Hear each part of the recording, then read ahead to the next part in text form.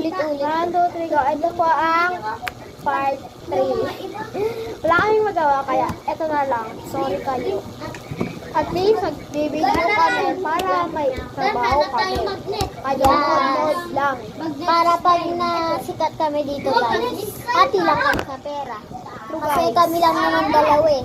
Kaya nga. Kasi dalawa lang kami. Total guys, kung sa magtatanong makakapatid ko yan. So kaibigan ko lang yun guys. Diba? Ayun nga pala, nakalimutan. Kala ko ikaw pala si yung isa. Kasi may kamukha rin ikaw eh. So yan pala yung kapatid ko guys. Yan pala siya yung kapatid ko. Ang pangalan niya is Ariana. So bawal din.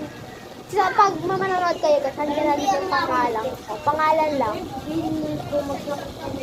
Ayan. Si Calix guys, ano ko yun guys, pamangkin. Alright, pamangkin. Pamangkin ko din guys. So, part 3 para to guys. Subscribe nyo talaga to. Hindi nyo talaga subscribe. Ang dami nagko-comment eh. Sabi nila, ba't pag tuwing nagbo-vlog daw sila at sabi hindi daw tayo nakikita? Hindi.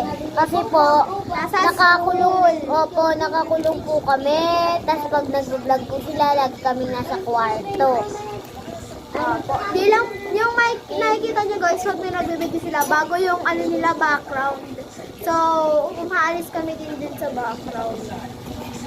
Baka sabihin nyo guys, hindi po talaga silang totoong ate.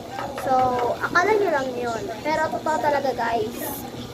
Sa mga buzzer gun, wag nyo na lang ano din. Ate po talaga namin sila sabi. May dalawa kasi siya, nagdalawa kasing asawa si mama. Yung mama nila sabi, mama din namin yun. Tapos guys, yung nag-asawa siya nung una. Ako yung si ate sabi nila. Basta nagpangalaw sila. And ako na yung nilabas noon. Diba? Ako yung pinakabunso guys. Calix talaga guys. Ba't kapag ba natin si Calix? Pamangkin lang natin si Calix eh. Pamangkin lang pala natin. So, ang gulo talaga ng video na to. So, thanks for watching.